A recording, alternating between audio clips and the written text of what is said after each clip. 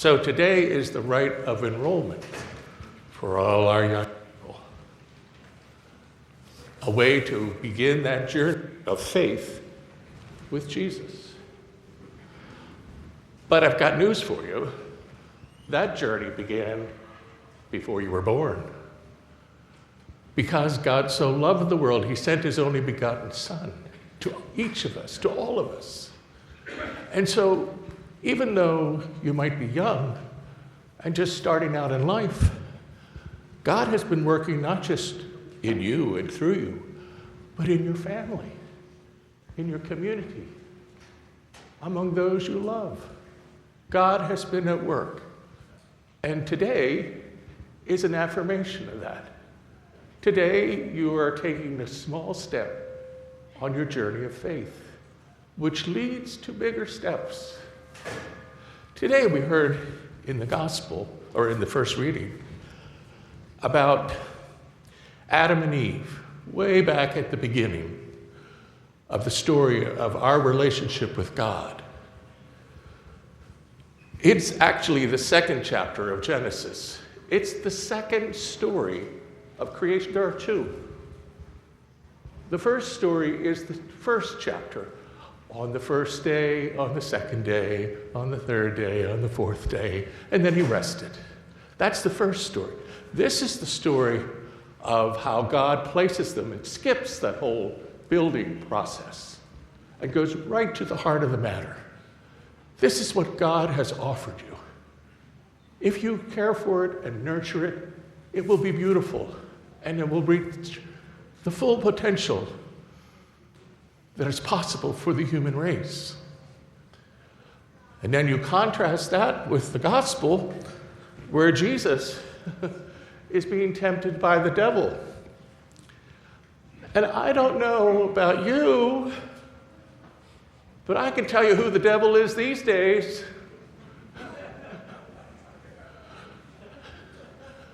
And the devil is real.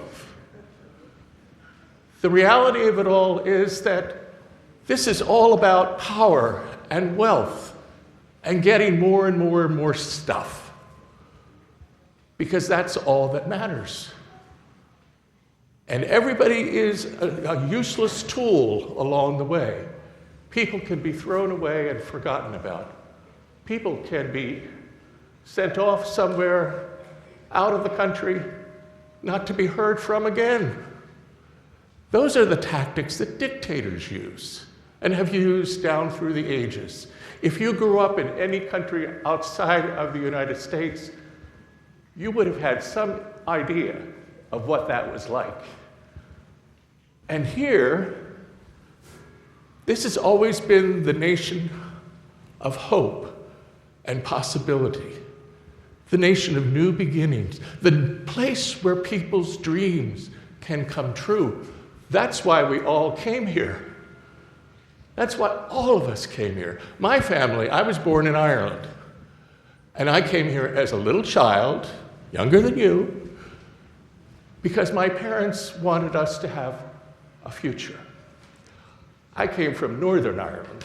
Northern Ireland is a little chunk of the island of Ireland that's cut off and was established by the English when they were a royal power to keep that island connected to Britain so that it could act as a defense mechanism for them. And so, if you were a Catholic in that part of the world, all they had to do was ask you where you went to school. Ah, you went to the Catholic school. Where do you live? Ah, you live in a Catholic ghetto. What'd you do for a living? Ah, nobody else would have that job. And so, over time, it became obvious that there was no future. But then that changed because of the civil rights movement here in the United States. It changed. As people started to demonstrate wanting freedom, wanting the rights that everyone else had in this country, that began to inspire people in Ireland to do the same thing. reach out and say, no, this is wrong. This is not right. These are not our values. And we're going through that here in this country in this very time. We're asking ourselves, is this who we are? Is this who we are going to become? Or is there a better way? This is the better way. Because you have come here to say, I believe in Jesus, and I want to follow him. I want to be on his side. I want him to guide me and to show me the right path. And so you're starting on that right path today. By signing your name in the book, you have said, I want to study about this faith. I want to grow in the love of God, and I want to share that love with the world around me. So this is a big stepping stone. Even though it's just a little small one, it's a big one. And we are absolutely delighted that you are all here, because you give us hope. You're a sign that what we're doing is on the right path, that we are all following Jesus, and we are all working together to be that community of love. We are going to change the world. We are. We've been doing it for 2,000 years, a little bit more than 2,000 years now.